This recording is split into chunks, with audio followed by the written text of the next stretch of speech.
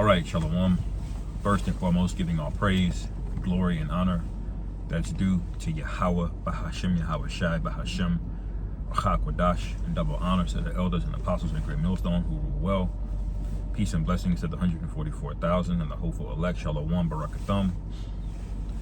The title of this lesson is going to be, what does it mean to buy the truth and sell it not? All right, what does it mean to buy the truth and sell it not? And I'll get straight to the precept. In Proverbs, the 23rd chapter, this is Proverbs 23 and 23, and we'll go through the spirit to see how this goes, but it says, Proverbs 23 and 23, buy the truth and sell it not. Also wisdom and instruction and understanding. Okay, now in the NLT it says, NIV, Salakia,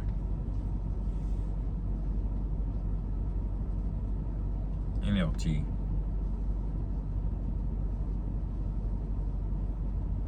give this a second, it's taking a while to load. There you go. In the NLT it says, get the truth and never sell it. Also get wisdom, discipline, and good judgment. All right, now the inspiration for this lesson, really, I thought about this a couple weeks ago because some guy came on the Sakari live stream, and he mentioned that precept, buy the truth, sell it not. And the response to him was, well, who sold you the truth? Basically he's making the argument, well, if you can buy the truth, then that means somebody was selling the truth. And this is all in the means to defend the merchandising of the scriptures, which is disgusting. Okay, there's nothing wrong with making money. There's nothing wrong with merchandising. There's nothing wrong with fitted hats and owning a business and selling things, but when you integrate that with the truth, all right, that's where problems start to arise, man. To me, I see this issue, it's a manifold issue, because number one, the means by which the elect are going to be woken up has nothing to do with marketing or how appealing the clothes and the aesthetic looks to the modern day culture of Jake. Now, yes, Jake created hip hop. Jake created a lot of these fads, but just because Israelites created something doesn't mean it's righteous. Okay, just because Israelites created something doesn't mean it belongs in the dispensation of the gospel. You see what I'm saying? Now, some people will say, well, that's Proverbs, this is a book of wisdom. Well, you're supposed to get wisdom, man, and you're supposed to heed wisdom. And wisdom may just be the thing that makes or breaks or whether or not your ass gets salvation, man. Because we all know, and this is another controversy, the law is not going to save you alone. If you keep all 600 plus commandments, that is not enough to get you on the chariot. It's simply not. You can have all of those things and then not believe in Yahweh Shai, okay, and then get destroyed. You can have all of those things, believe in Yahweh Shai, but you're not an Israelite. You see, there's just this idea that you can just keep the commandments and just get on a chariot is absurd, man. All right, should we keep the commandment? Yes, it's one of 3 prerequisites. All right, and when you factor all of these things in, what you realize is faith is going to be the difference maker. All right, to get us over the edge, and it's faith through Yahweh Shai, man.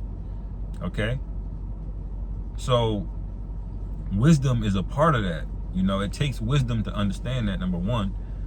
Okay, and the scriptures say the fear of the Lord is the beginning of wisdom, man. Okay, so If you know what the Most High is getting ready to do, all right, then that should motivate you to do everything you can, man. You know, when you realize the fact that we can't keep all of the laws, then you should be trying to overcompensate in other areas, man. You should be working on your faith. You know, in other words, you should be exercising wisdom. You should be walking on a tightrope, knowing that the Most High could destroy you, man. He's justified in it already. Okay, so why wouldn't you move with wisdom? Why wouldn't you heed Proverbs? You know, and this is why you want to be careful of men that like to stratify the Bible. Even though the Bible has there's different components of the Bible, there is. You know, but there's a difference between saying the Bible is compartmentalized versus the Bible is stratified.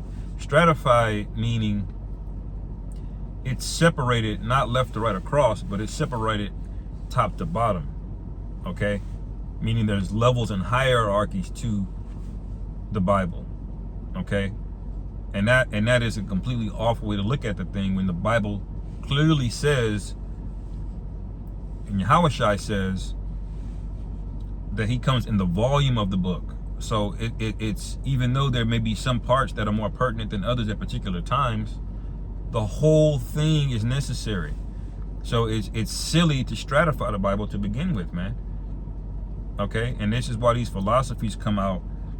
Well, the thus saith the Most High, thus saith Yahweh, versus a book of wisdom that King Solomon wrote, versus, you know, chronicles, you know, historical accounts, versus the poetic writings, okay, versus the epistles, okay?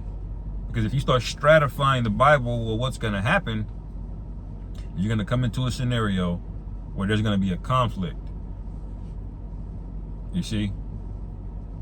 Where you're going to say, well, this part of the Bible supersedes this part of the Bible.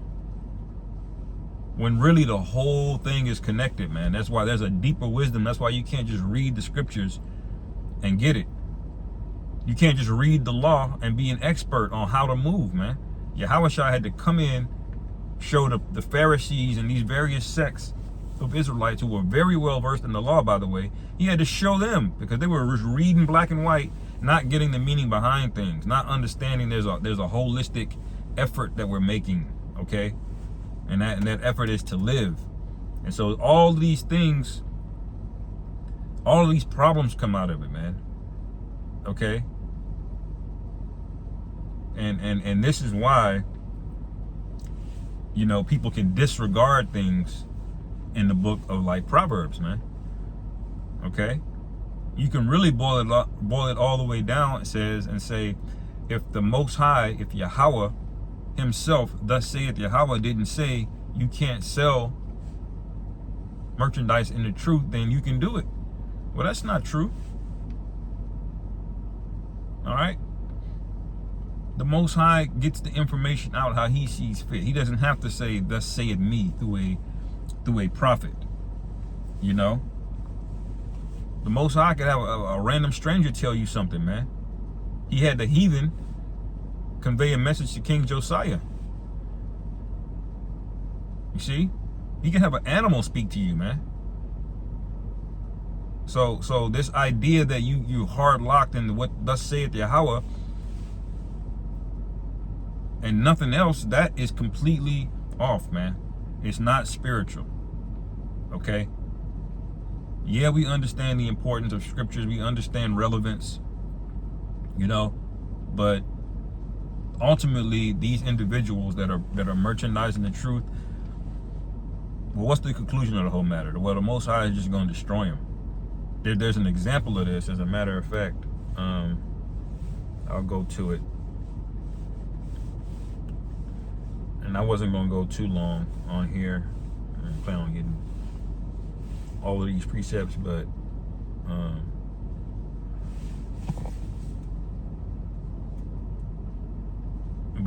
we know how Yahushua felt about this, man.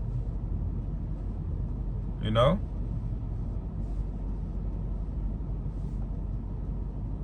Forgive me, I'm trying to find it.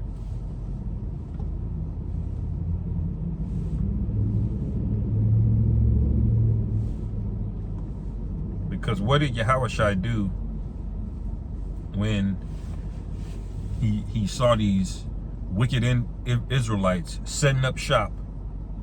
All right. During, I believe it was the time of the Passover.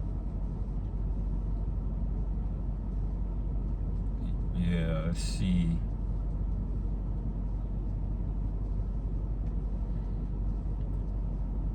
This is the book of John, chapter 2.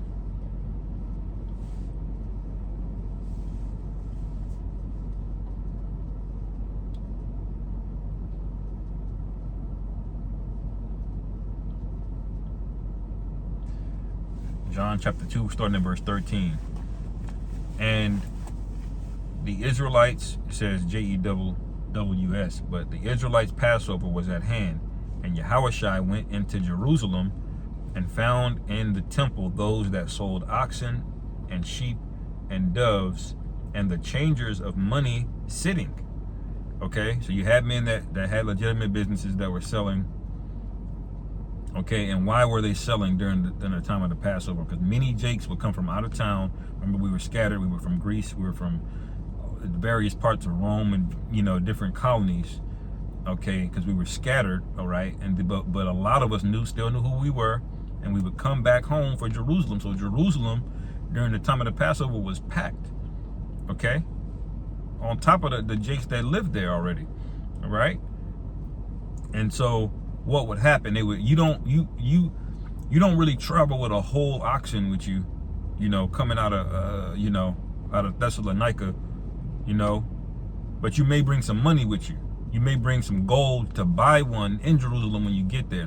That's what was going on.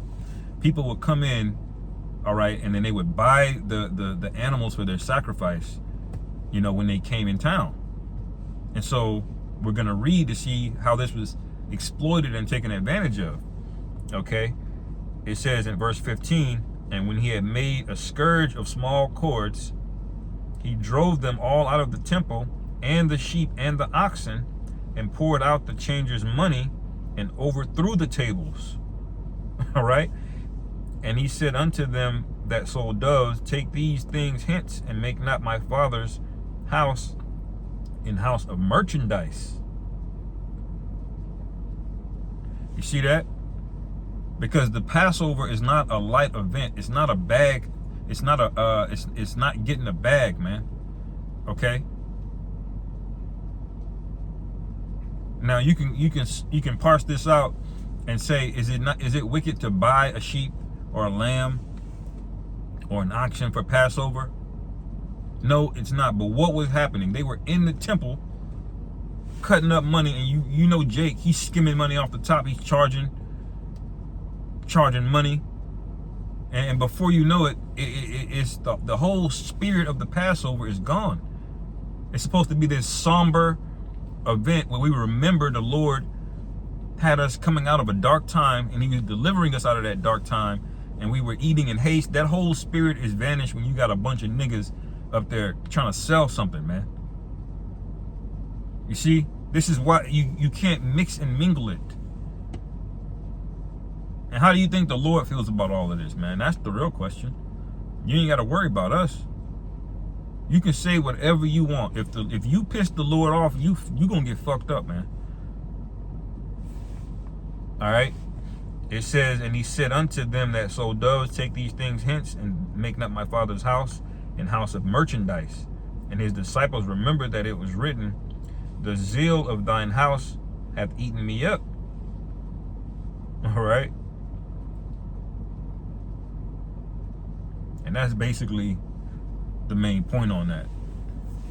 And it's pretty much the only account, I believe, where Yahushua got to the point where he put hands on somebody, man.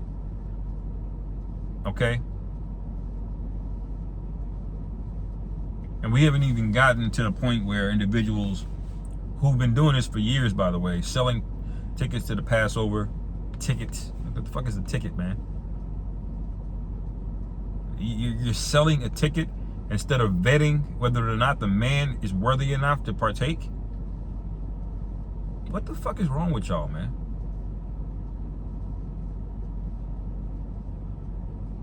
Y'all, you just have no fear of the Lord at the end of the day. But that's okay, because the Most High gonna put that fear in you niggas, man. All right?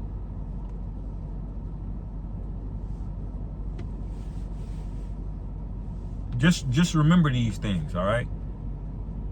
When you getting ripped open by a mountain lion somewhere during Jacob's trouble, think on those things. Think about how you well, technically it didn't say you could, it didn't say thus saith Yahweh, blah blah blah. Okay.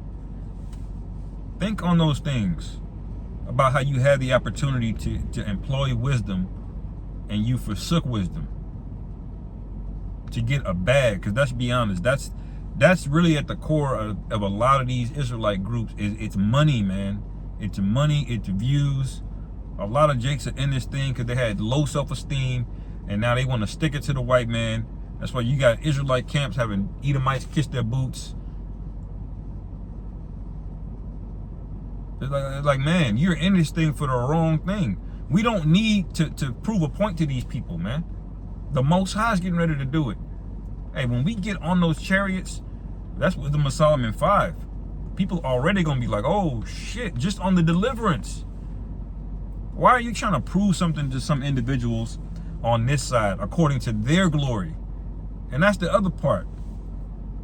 Views on the internet, that's glory according to this world. That is not gonna be a glorious thing in the kingdom, man. You went viral, or you won a debate, or y'all don't even know what glory is, man. This glory here is vain and it's fleeting. It's like a bag of Doritos. You feel full for about 10 minutes, and then later you're hungrier than when you were before you ate the motherfuckers, man. But the calories still counting up on your ass. That's how the glory is in this society, man. And for you to sit up here and chase it at the expense of dispensing the gospel like you're supposed to do, the Most High is gonna fuck every last one of you up, man. And everybody associated with it. So back to the main point, and I'll end it. What does it mean to buy the truth and sell it not? All right. Does that mean you actually buy the truth? Can the truth be bought? Because that was the rebuttal to that individual that brought out that precept on that live stream. Was, well, how did you get the truth? You bought it. Well, who sold it to you? Well, you know, not realizing, you know, not going into the Hebrew word. The word can mean buy, or it can mean just simply to obtain. That's why I read the NLT. It said, get the truth and sell it not. See, the word buy changed from buy to get, but the word sell did not change. You see? And then you have to ask yourself, just think about this logically, right? Can the truth be bought? If it's really the truth, is there really a price on it that you can buy it? No, you can't buy it. You can pay money for it, but you're not gonna ever get it unless Yahweh Bahashim Yahweh Shai has deemed it necessary. He says so. All right. So what is it trying to say here? What it's really saying is the truth is worth the money to buy it. Like if somebody's selling you a breakdown, it's worth that money, right? But it's still wrong to sell it. You see? Because the truth is worth more than any money that you can put on it. But he commanded us not to sell it. Okay? So if you buy the breakdown because you're of ignorance and you don't know, the Most High is not going to have aught with the man that just wants the knowledge, and he doesn't have any other way to get it. He's going to have aught with the man that sold it to him. You see? Because you're not supposed to sell it, man. So it's worth buying, okay? But we're not supposed to have to buy it, man.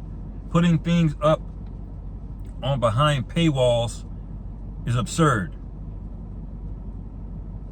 You look ridiculous to real men of the Lord, man.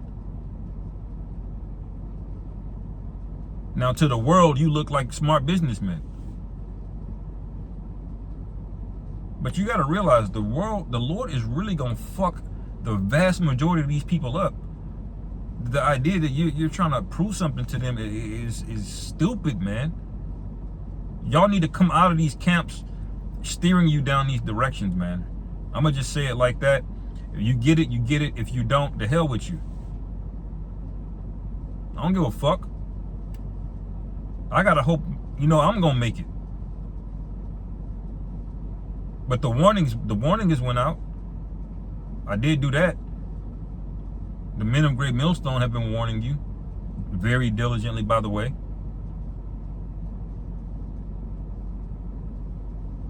That's it, man. Lord willing, this is edifying. Shalom.